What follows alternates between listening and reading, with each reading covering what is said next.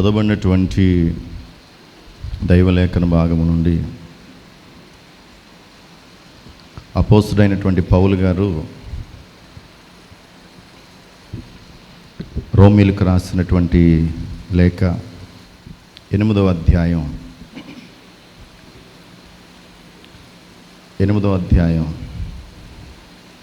12 నుంచి 14 వరకు నేను చదువుతున్నాను. కాబట్టి సహోదరులారా, శరీరానుసారముగా ప్రవర్తించుటకు మనము శరీరమునకు రుణస్థులము కాము. మీరు శరీరానుసారముగా ప్రవర్తించిన ఎడల చావవలసిన వారై యుందురు గాని ఆత్మచేత శరీర క్రియలను చంపిన ఎడల జీవించెదరు. దేవుని ఆత్మచేత ఎందరు నడిపింపబడుదురో వారందరూ దేవుని కుమారులయుందురు. దేవుని ఆత్మచేత ఎందరు నడిపింపబడుదురో వారందరూ దేవుని కుమారులయుందురు. ప్రార్థన చేసుకుందాం.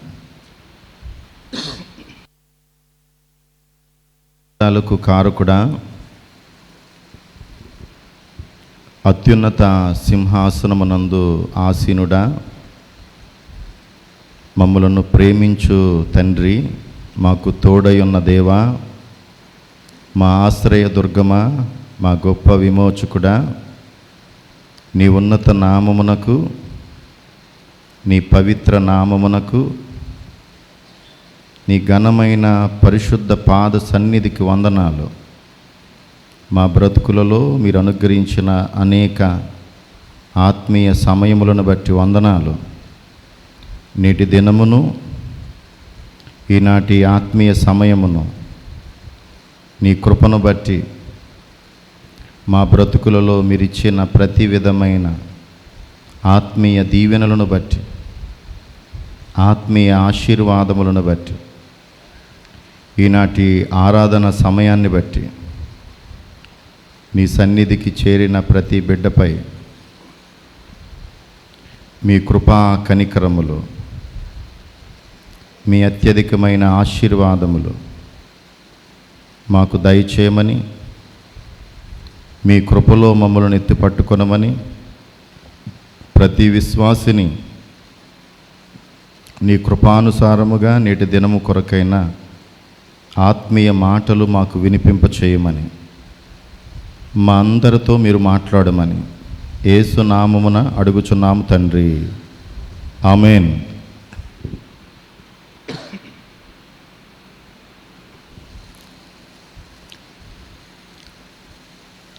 త్రియేక దేవుని పరిశుద్ధ నామానికి ఘనత, మహిమ, ప్రభావాలు, దైవనామానికి ప్రథమముగా స్తుతులు, కృతజ్ఞతలు దేవునికి మొదటగా చెల్లిస్తూ ఉన్నాను. మీ అందరికీ దేవుని కృప నిండుగా మెండుగా కలగాలని ఈ పరిశుద్ధ ఆదివారపు వందనాలు అందరికీ హృదయపూర్వకంగా ప్రతి ఒక్కరికి తెలియచేస్తూ ఉన్నాను. ఈ వారం మనం ఈ యొక్క అంశాన్ని ఏమై ఉన్నదని మనం గమనిస్తున్నప్పుడు 2 పాఠాల ద్వారా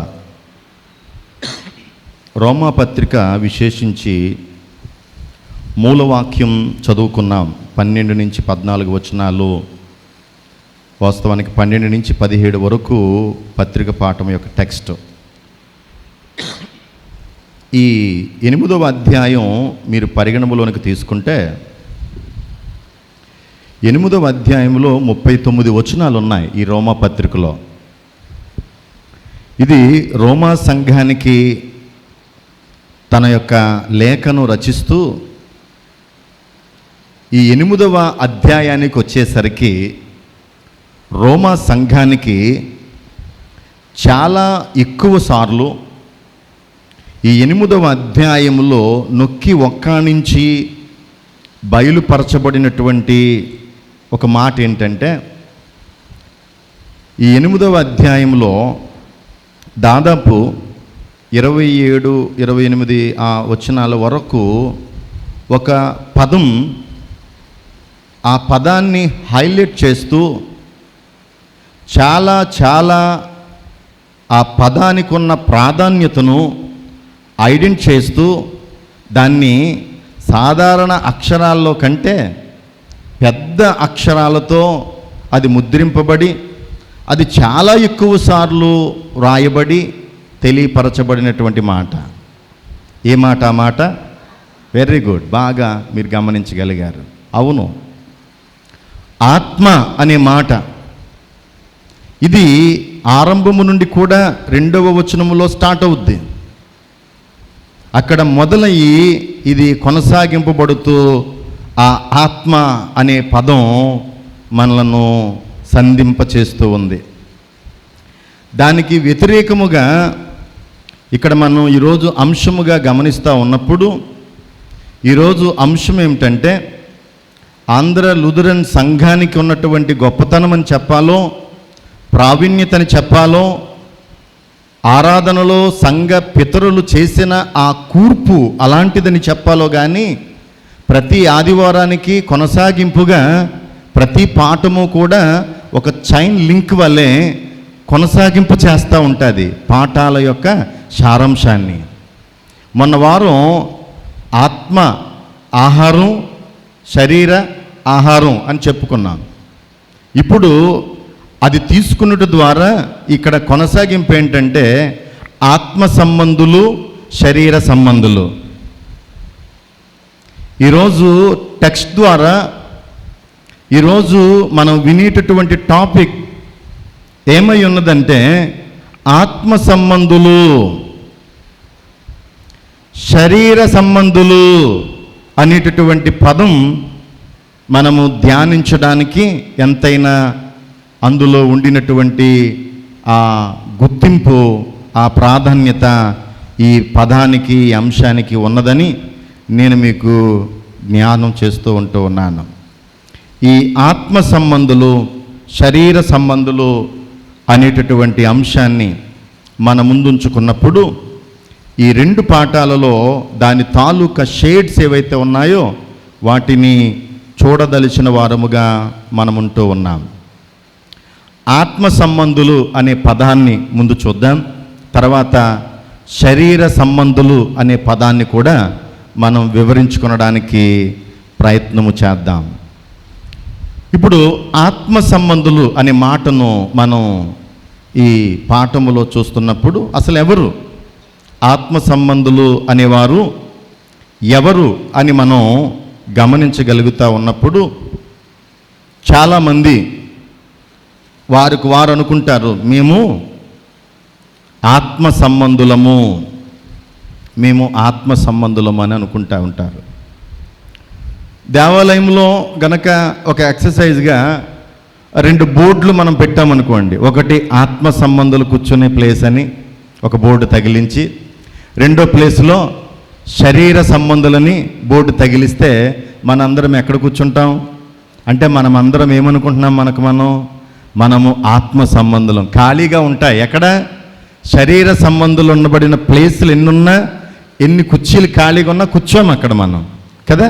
ఖచ్చితంగా మనము ఆత్మ సంబంధులమని మనము ఆ యొక్క చెప్పుకోవడానికి ప్రయత్నము చేస్తూ ఉంటాం. అయితే అట్లా మనము ఆత్మ సంబంధులమని చెప్పుకోవడం కాదు, కానీ మనమెవరమో వాక్యం చెప్తుంది, మనమెవరమో బైబిల్ సెలవిస్తుంది. ఆత్మ సంబంధులు అనబడిన వారు ఎలా ఉంటారంటే, ఈరోజు బైబిల్ గ్రంథములో 8వ అధ్యాయం 14వ వచనం ప్రకారం దేవుని ఆత్మ చేత ఏమంటున్నాడు ఇక్కడ? దేవుని ఆత్మ చేత ఎందరూ నడిపింపబడుదురు. ఆ మాట గమనించాలా. మొదటి మాట, ఆత్మ సంబంధి అనబడిన వాడు ఆత్మ సంబంధిగా ఉండాలంటే వాడు ఏం కలిగి ఉండాలా? దేవుని ఆత్మను కలిగిన వాడై ఉండాలా, దేవుని ఆత్మను పొందుకున్నవాడై ఉండాలా, దేవుని ఆత్మ చేత నడిపింపబడిన వాడై ఉండాలా. నీలో దేవుని ఆత్మ లేకుండా, నీవు దేవుని ఆత్మను కలిగి లేకుండా, నీవు ఆత్మ నింపుదల లేకుండా, నీవు ఆత్మానుసారముగా జీవించకుండా, ఆత్మ ఫలాలు నీలో లేకుండా పనికిమాలిన చెట్టు పనికిమాలిన ఫలం ఫలిస్తుంది. సువార్తలు చెప్పాడు. మంచి చెట్టు మంచి ఫలమును ఫలిస్తుంది. మనం ఏ ఫలాన్ని ఫలింప చేయబడుతున్నాం? ఆత్మ సంబంధులైతే, మీరు ఆత్మను పొందుకున్నవారైతే, దేవుని ఆత్మ మూలముగా జీవించేవారైతే, దేవుని ఆత్మ మూలముగా నడిపింపబడేవారైతే, బైబిల్లో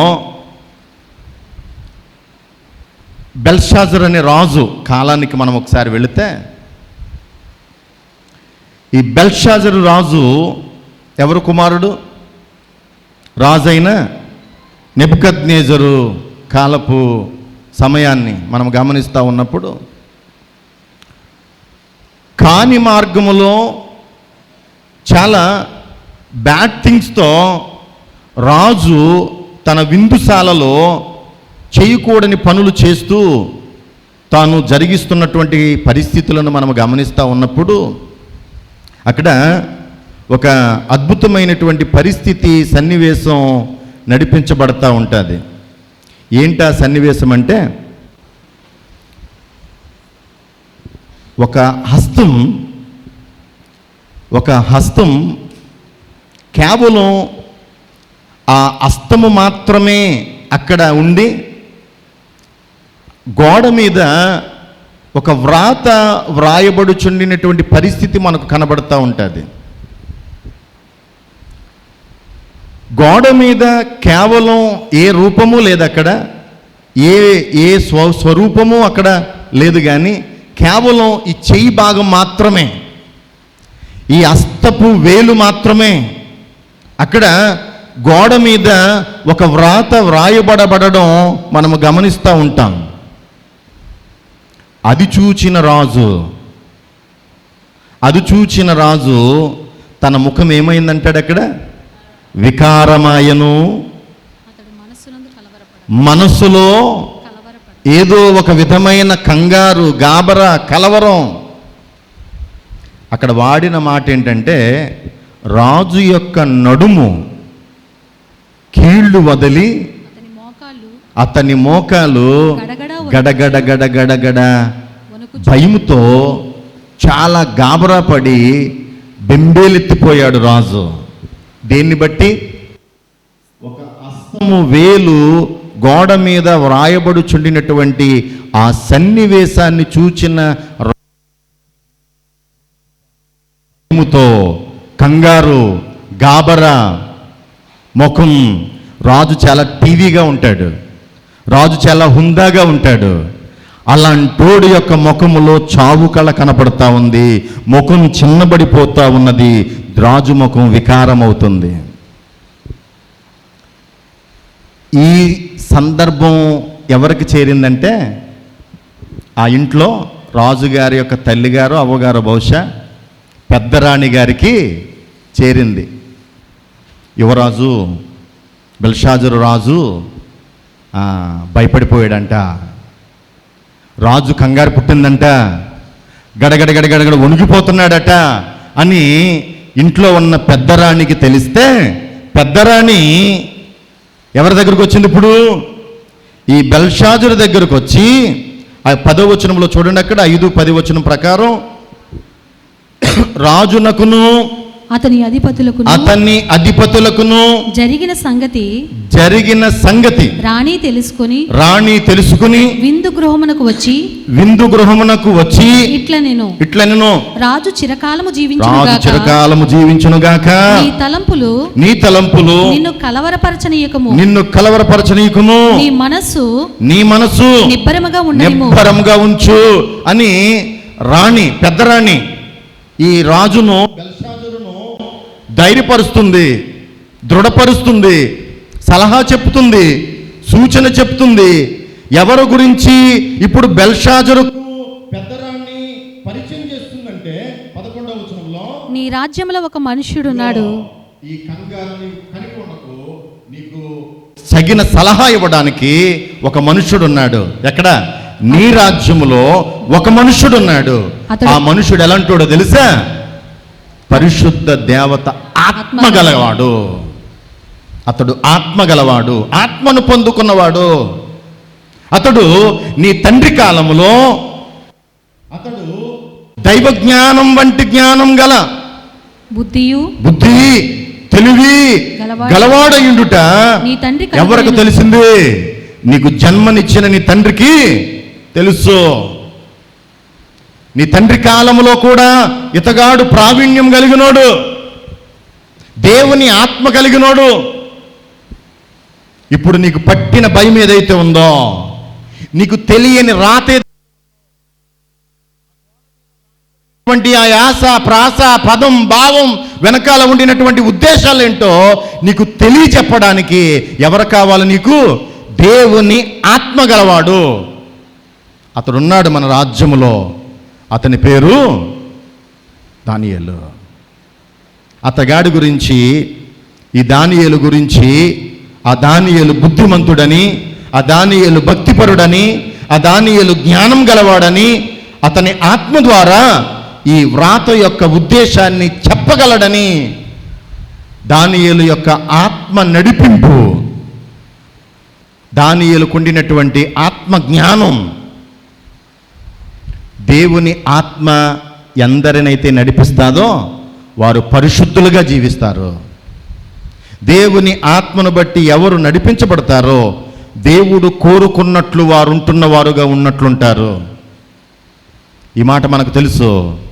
మన దేవుడు పరిశుద్ధుడు, మన దేవుడు పవిత్రుడు.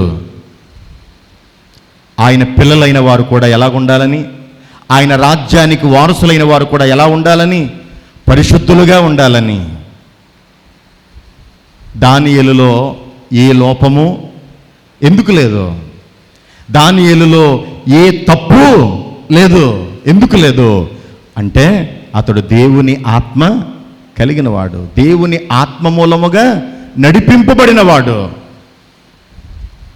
తోటి ఉద్యోగులందరూ కూడా దానియేలును కుయుక్తితో కుట్రతో చుట్టూ ఒక వల పన్నినట్లు చాలా రకాలుగా అతడులో తప్పు దొరుకుద్దేమో, అతన్ని పట్టిద్దామని విశ్వ ప్రయత్నాలు చేస్తారు. నో, ఎందుకంటే అతడు ఆత్మ నడిపింపగలిగిన వాడు కాబట్టి. ఆత్మ నడిపింపగలిగిన వానిలో పరిశుద్ధతే ఉన్నది, పవిత్రతే ఉన్నది, యథార్థతే ఉన్నది, ఆరాధనే ఉన్నది.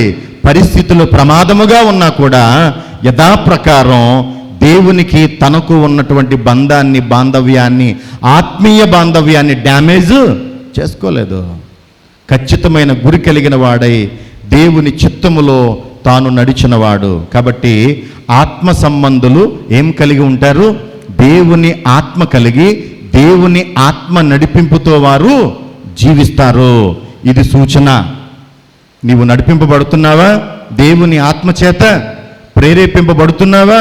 దేవుని ఆత్మ చేత ఏ తప్పిదము లేకుండా, ఏ లోపము లేకుండా దేవునికి నీకు మంచి తత్సంబంధము కలిగిన ఆత్మీయ బాంధవ్యాన్ని మనము స్థిరపరచుకోవడానికి మనము దేవుని ఆత్మ చేత నడిపింపబడదాం. మొదటి మాట. రెండో మాటకు సమీపిద్దాం. రెండో మాట ఏంటంటే, ఆత్మ సంబంధులకు ఆత్మ నడిపింపు ఉంటుంది.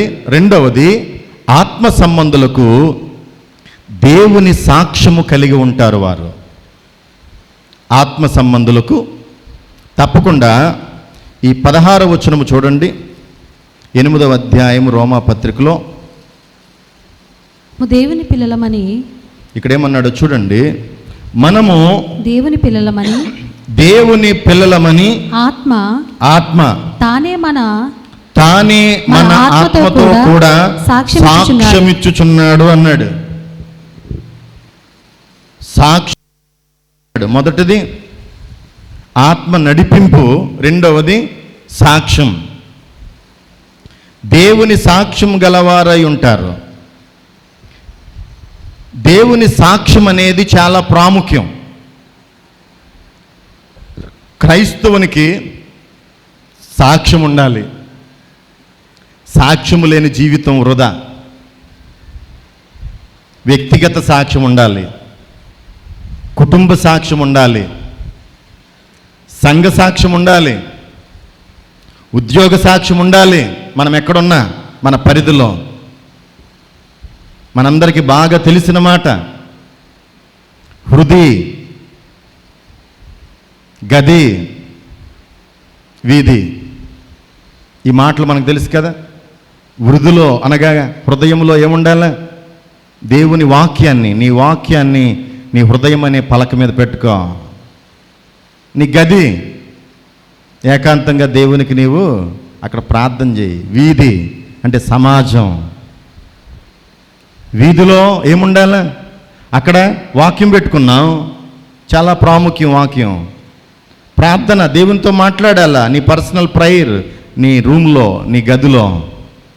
మరి వీధి అనే స్థలంలో వాడు పలానా భూషణ్ కుమార్, వాడి గురించి ఏమనుకుంటున్నారు?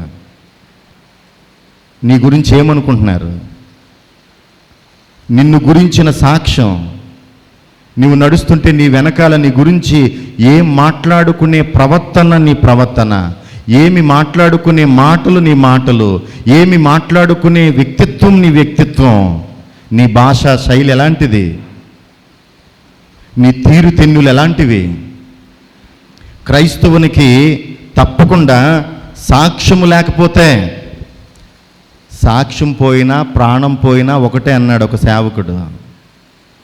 నాకు సాక్ష్యం పోయిందనుకోండి, నాకు ప్రాణం పోయిన దాంతో సమానమని ఒక పెద్ద ఆయన చెప్పినటువంటి మాట. అపవాది, ఆ పెద్ద ఆయన అంటాడు కదా, అపవాది మనకు సాక్ష్యం లేకుండా చేసేవి 3 కారణాలంట. మనకు సాక్ష్యం లేకుండా చేయడానికి 3 ప్రేరేపణలు రాంగ్ మార్గాన్ని పట్టిస్తాయని చెప్తున్నాడు. అదేంటంటే, ఒకటి వైను, రెండోది ఉమెను, మూడోది వెల్త్. ఈ 3 చెప్తున్నాడట. మద్యపానమత్తులో ఉంటే వాడెవడు అంటాం కదా, సాక్ష్యం అలాంటి మాట వినపడుతుంది నీకు. వ్యభిచార కుంపుట్లో పడిపోతే వాడు ఎవడంటారు సమాజం, డాష్ మీరే పెట్టుకోండి అక్కడ. వెల్త్ అంటే ధనాపేక్షతో పరిగెట్టేవారు. ఈ 3 కూడా వాడు పలానా వాడు పలానాది, ఆమె పలానా వాడు.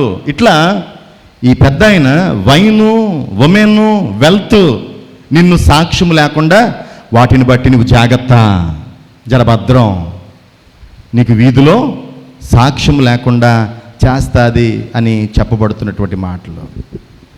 అపోస్తుల కార్యములో ఒక ఆయన ఉన్నాడు. అపోస్తుల కార్యములు 16వ అధ్యాయంలో ఒక ఆయన గురించి మాట్లాడుతూ అక్కడ ఏమంటున్నారంటే, 1వ వచనములో పౌలు దెర్బేకును లుస్త్రాకును వచ్చెను.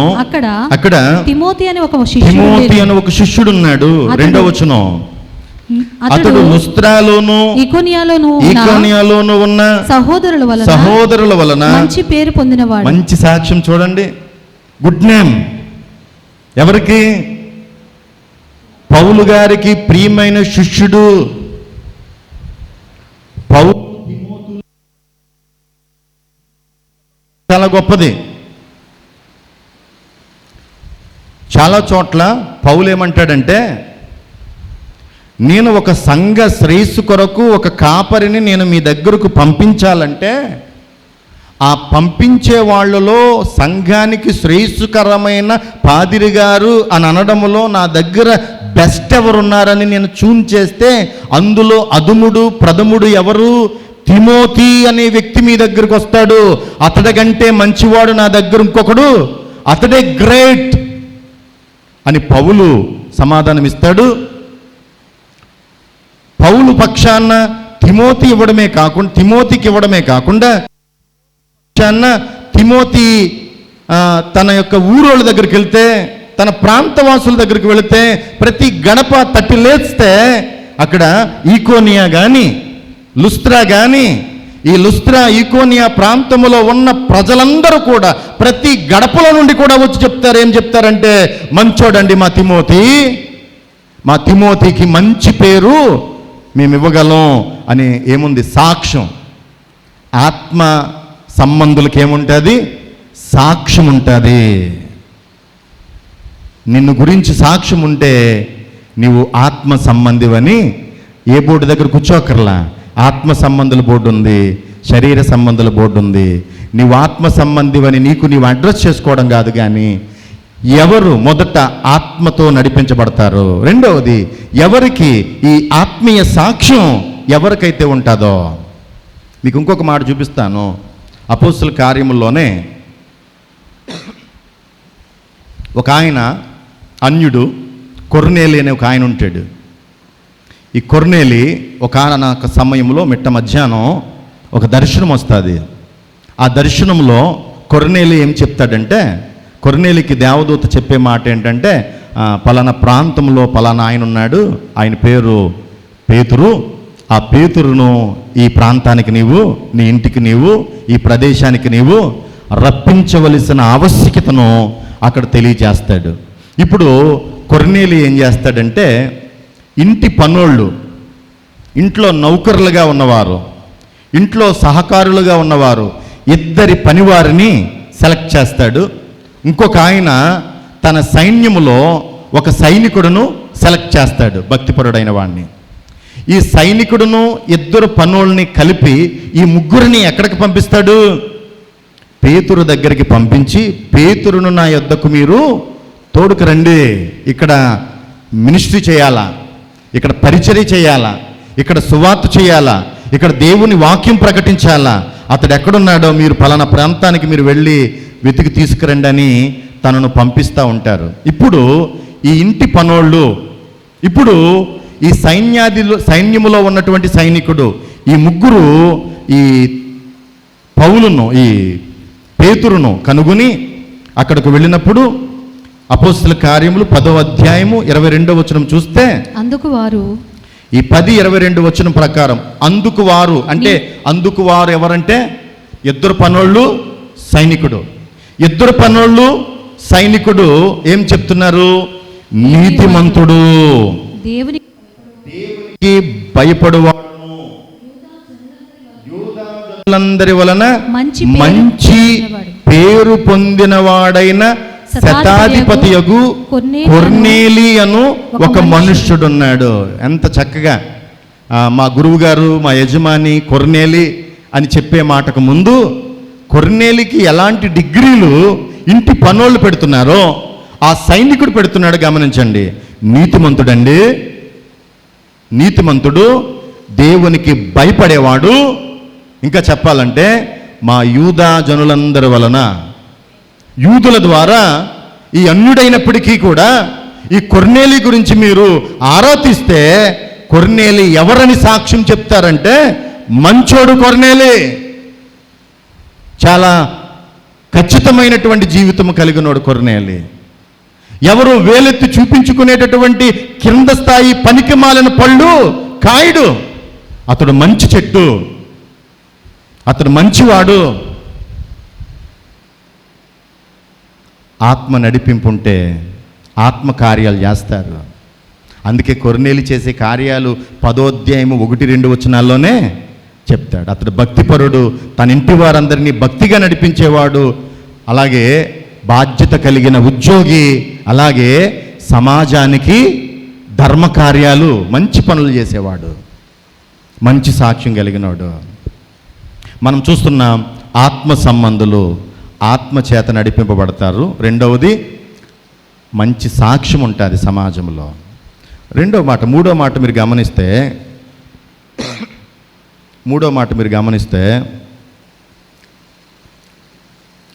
దేవుని ప్రేమ గలవారై ఉంటారు. మూడో మాట, దేవుని ప్రేమ గలవారై ఆత్మ సంబంధులు ఉంటారు.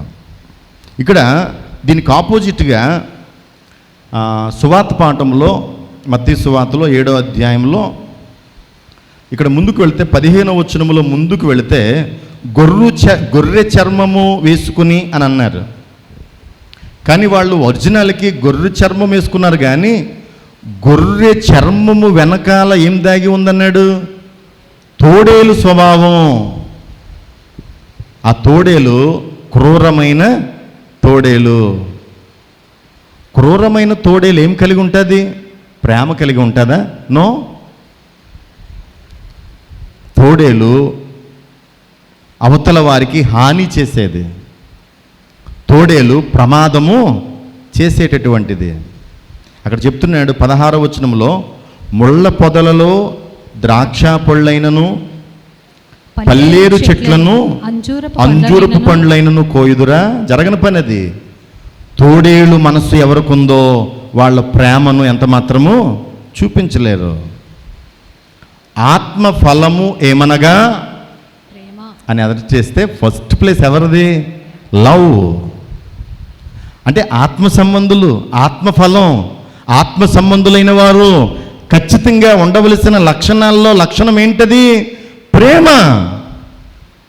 ఆత్మ సంబంధులు ప్రేమ గలవారై ఉంటారు. అంతేగాని క్రూరమైన తోడేళ్ళు మనస్సులుంటే మనము ఆత్మ సంబంధులము కాలేం.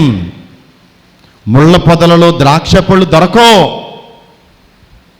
ముళ్ళ పొదలలో ముళ్ళు దొరుకుతాయి. పల్లేరు చెట్లు అంజూరపు పళ్ళు కనబడవు. పల్లేరు కూడా ఏముంటాయి? ముళ్ళులే ఉంటాయి. ముళ్ళు కలిగిన మనస్సులు ఎవరైతే ఉన్నారో వారు ఆత్మ సంబంధులు కారు. అవతల వారిని గాయపరిచేవారు, అవతల వారిని గుర్చేవారు, హాని చేసేవారు, అపాయాలు చేసేవారు వీరు సంఘానికి శ్రేయస్సులు కారు. పౌలుకు చెప్తా ఉంటాడు, ఎఫెసీ సంఘములో వీడ్కోలు వెళుతున్నప్పుడు సంఘ పెద్దలకు ఏం చెప్తాడంటే, పౌలు కాపరిగా తన సంఘాన్ని విడుస్తూ, నేను వెళ్ళిపోయిన తర్వాత సంఘములో ఉంటాయి అక్కడక్కడ ఈ తోడేళ్ళు గురించి ఆయన చెప్పాడు. తోడేళ్ళు గురించి జర భద్రం, వాళ్ళ ప్రేమ కలిగిన వాళ్ళు కాదు అని అక్కడ నొక్కి ఒక్కాణించి చెప్పిన పరిస్థితి. కాబట్టి మన దేవుడు ప్రేమ కలిగిన వాడు.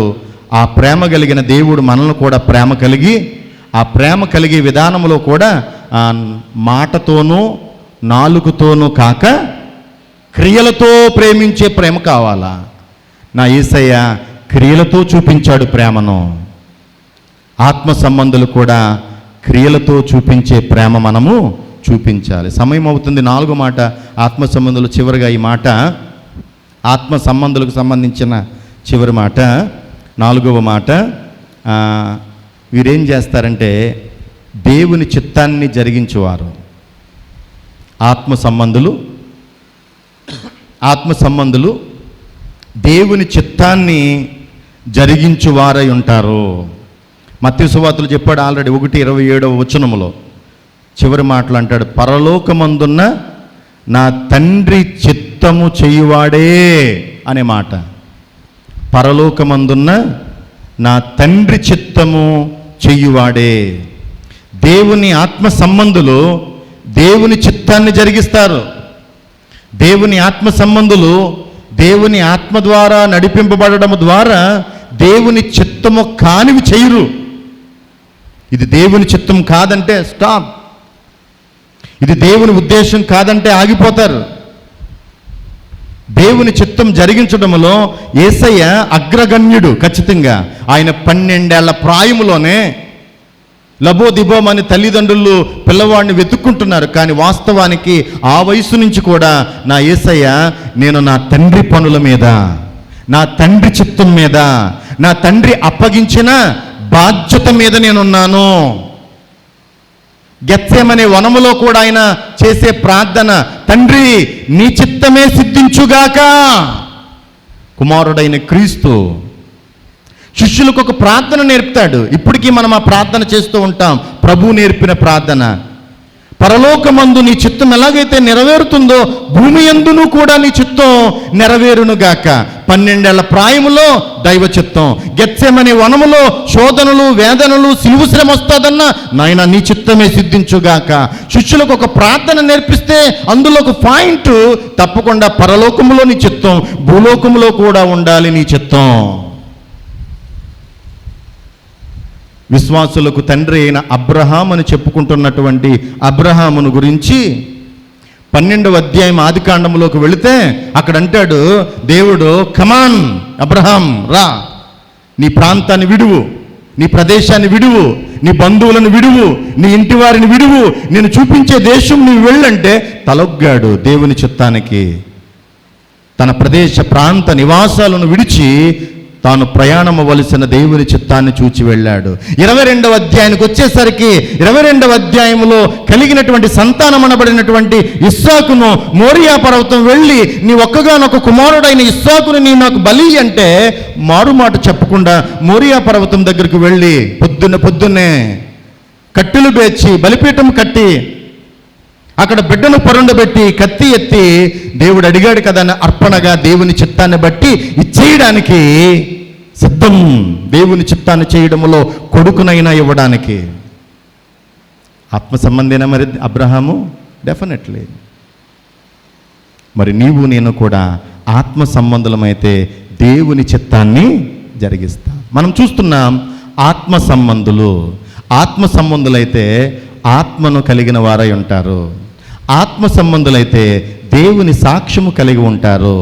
ఆత్మ సంబంధులైతే ప్రేమ కలిగి ఉంటారు. ఆత్మ సంబంధులైతే దేవుని చిత్తాన్ని జరిగిస్తారు. ఇలా ఈ లక్షణాలు నీలో నాలో ఉండునట్లు మన జీవితాలు వాక్యము ద్వారా దేవునికి అంగీకారమైన ఆత్మీయులముగా, ఆత్మీయ ఆహారాన్ని బట్టి ఆత్మీయ సంబంధులముగా మనం కట్టబడాల. శరీర సంబంధులైతే ఎలాగుంటారంటే క్లుప్తంగా కొన్ని మాటలు మీకు చూపిస్తాను. శరీర సంబంధులు ఎవరంటే, ఇందాక ఆత్మ సంబంధులు ఎవరమంటే ఆరంభంలో నేను చెప్పిన మాట, మేమే ఆత్మ సంబంధులం అని ప్రేరణ కలిగి ఉంటాం కదా. మరి శరీర సంబంధులు ఎవరండి మీలంటే, మేం కాదంటాం ఖచ్చితంగా కదా. శరీర సంబంధులకు మాకు ఏమీ సంబంధం లేదన్నట్టుగా మనం ఉంటాం. అయితే మన బైబిల్లో ఈ శరీర సంబంధుల యొక్క లక్షణాలు ఎలాంటివంటే, శరీర సంబంధి, అపవాది సంబంధి. మొదటి మాట అపవాది సంబంధి. వీరు అపవాది సంబంధి అని మనం ఎలా చెప్పగలుగుతామంటే, యోహాను సువార్త 8వ అధ్యాయము 44వ వచనాన్ని గనక మీరు గమనిస్తున్నప్పుడు అక్కడ ఏమనుందంటే, మీరు మీ తండ్రి యగు అపవాది సంబంధులు మీ తండ్రి దురాశలను నెరవేర్చగోరుచున్నారు అంటున్నాడు. మీ తండ్రి అపవాది సంబంధులు. అపవాది సంబంధుల యొక్క లక్షణం ఏంటో తెలుసా? ఆ కొనసాగింపు చెప్తాడు, వాడు అబద్ధికుడు, అబద్ధమునకు జనకుడై ఉన్నాడు. అంటే ఇప్పుడు మొదటి లక్షణం అబద్ధాలు ఆడేవారు, అపవాది సంబంధులు, అబద్ధాలు చెప్పేవారు. ఊరికి నేను చెప్పలేదు, 10 ఆజ్ఞలలో ఒక ఆజ్ఞ, అబద్ధ సాక్ష్యం పలకకూడదు. ఇదిగో, నీవు లేనిది ఉన్నట్లు నీవు మాట్లాడితే, ఉన్నది లేనట్లు మాట్లాడితే, అక్కడ ఉన్నది కాదని కానిది ఉన్నదని మన నాలుక ద్వారా అన్యాయంగా మనం మాట్లాడితే, అక్రమముగా మనం మాట్లాడితే, చెడ్డవి మనం చేస్తే, మీరెవరు? ఆత్మ సంబంధులు కాదు సుమా, మీరు శరీర సంబంధులు, అపవాది సంతానం. దీనికి మొదటి బీజం ఎక్కడ కనబడుద్దంటే ఆది కాండములోనే అపవాది చేసిన మంత్రం. అదే అవ్వమ్మ పడిపోయింది బుట్టలో.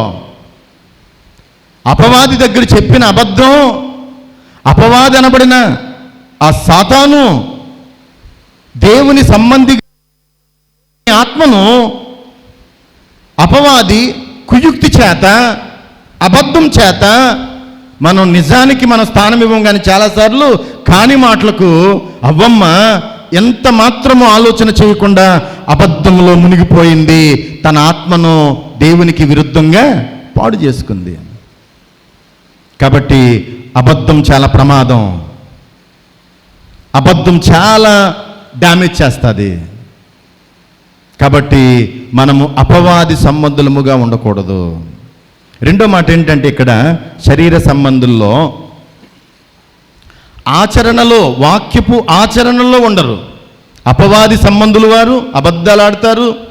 రెండోది వారు అన్వయించుకొనడంలో దేవుని వాక్యాన్ని ఆచరణలో పెట్టడంలో వారు దూరంగా ఉంటారు. కానీ మాటలతో మాత్రం 7వ అధ్యాయం 21వ వచనం మత్తయి సువార్తలో ఈరోజు టెక్స్ట్లో మీరు చూస్తే ప్రభువా ప్రభువా అని నన్ను పిలుచు ప్రతివాడు పరలోక రాజ్యములో ప్రవేశింపడు. ప్రభువా ప్రభువా అని పిలుస్తారు, కానీ వాళ్ళ కార్యాలు ఎలాగుంటాయంటే, వారి అన్వయింపు ఎలాగుంటుందంటే, వారి ఆచరణ ఎలాగుంటుందంటే, మాటలు కోటలు దాటిపోతాయి కానీ చేతలేమి అన్వయింపు ఉండవు. ఇవి కేవలం ఎలా చెప్పాలంటే, ఈ మాట వారు పెదవులతో నన్ను స్తుతిస్తున్నారు కానీ వారి హృదయము నాకు దూరంగా ఉంది. అలా ప్రభువా ప్రభువా అని మాట్లాడినంత మాత్రాన నా వారసులు కాదు, వారి మంచి పళ్ళు ఫలించరు, అన్వయింపు ఉండదు జీవితంలోకి.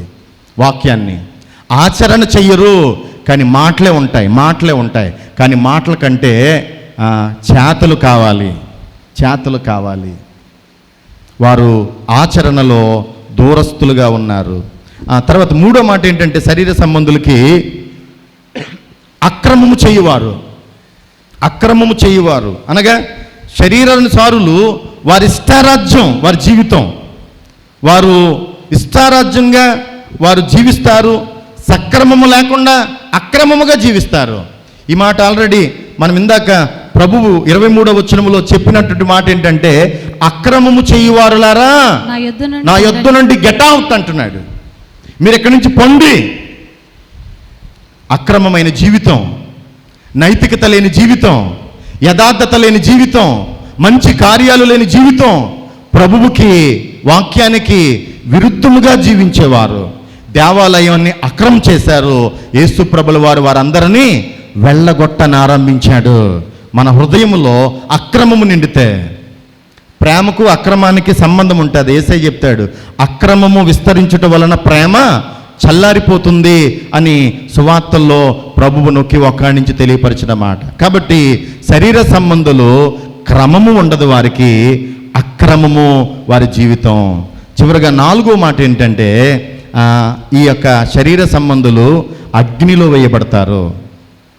శరీర సంబంధులు 7వ అధ్యాయం 19వ వచనం సువార్త పాఠంలో మీరు గమనించగలిగిన మాట ఏంటంటే, మంచి ఫలములు ఫలింపని ప్రతి చెట్టు, మంచి ఫలములను ఫలింపని ప్రతి చెట్టు నరకబడి అగ్నిలో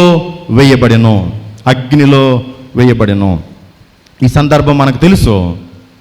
పనికిరాని ప్రతి తీగ కూడా తొలగించబడి, ద్రాక్షవల్లి నుండి తొలగించబడి, ఆ తీగలన్నీ కూడా ఎందులో వేయబడతాయి? కాల్చబడతాయి, అగ్నిలో కాల్చబడతాయి. శరీర సంబంధులు కూడా అల్టిమేట్గా వాళ్ళ గమ్యం చివరికి కడాకరికి ఈ అక్రమము చేసేవారు, ఈ అపవాది సంబంధులు, అలాగే ఈ యొక్క వాక్యాన్ని ఆచరణలో పెట్టని వారు, అల్టిమేట్గా ఈ అక్రమము చేయవారు అందరూ కూడా అగ్నిలోకే వారి అంతం. ఇది 2వ మరణమని, అగ్ని ఆరదని, పురుగు చావదని తెలియచేయబడింది. ఇది అపవాది సంబంధుల యొక్క స్థితి. కాబట్టి ఈరోజు 2 లేఖన పాఠాల ద్వారా కూడా ఆత్మ సంబంధులు మంచి ఫలాలు ఫలిస్తారు. ఆ ఆత్మ సంబంధులు ఫలించే మంచి ఫలాలు ఏంటని మనం గమనిస్తే, ఆత్మచేత నడిపింపబడడం మంచి ఫలం. సమాజములో మంచి సాక్ష్యము నీకు కలిగి ఉండడం మంచి ఫలం. నీవు ప్రేమ కలిగి ఉండడం మంచి ఫలం. 3వది, నీవు దేవుని చిత్తాన్ని జరిగించడం మంచి ఫలం. నీవు దేవుని చెట్టువైతే, నీవు దేవుని సంఘానివైతే ఈ ఫలాలు మంచి చెట్టుగా మంచి ఫలాలు ఫలిస్తారు. మీరు మంచి చెట్టు కాదనుకోండి, ఆ మంచి చెట్టు కాని చెట్టు కాని ఫలము అనగా పనికి మాలిన ఫలం, అబద్ధం, అపవాది సంబంధి ఫలం, వాక్యాన్ని ఆచరణలో పెట్టనటువంటి స్థితి, అక్రమము అనే ఫలం. నీవు చివరిగా అగ్నిగుండములోనికి తోసివేయబడతావు. దేవుని చిత్తానుసారముగా మనం లేని వారముగా కాకుండా ఈరోజు ఆత్మ సంబంధులముగా మనం నిలవబడడానికి, శరీర సంబంధులముగా మనము కాకుండా ఉండడానికి, దేవుని పరిశుద్ధాత్మ నడిపింపుతో ఆయన రాజ్యానికి మనం వారసులం అవ్వాలంటే, నా రాజ్యానికి వారసులయ్యేవారు ఎవరని ఆయన ప్రకటించాడు. ఎవరు శరీరానుసారముగా ప్రవర్తిస్తారో వారు ఆత్మానుసారులు కారు. శరీరానుసారులు శరీరానుసారమైన ఫలం పొందుతారు, ఆత్మానుసారులు ఆత్మానుసారమైన ఫలం పొందుతారు. వారే నా పరలోకపు రాజ్యపు వారసులు, వారే నా దేవుని పిల్లలు అని ప్రభువు సెలవిచ్చాడు. ఆ సెలవిచ్చిన వాగ్దానం పరలోక రాజ్యం మనం పొందుకొనడానికి, ఆత్మ సంబంధులముగా జీవించడానికి ఆత్మదేవుడు మనకు తోడయుండును గాక. ఆమేన్.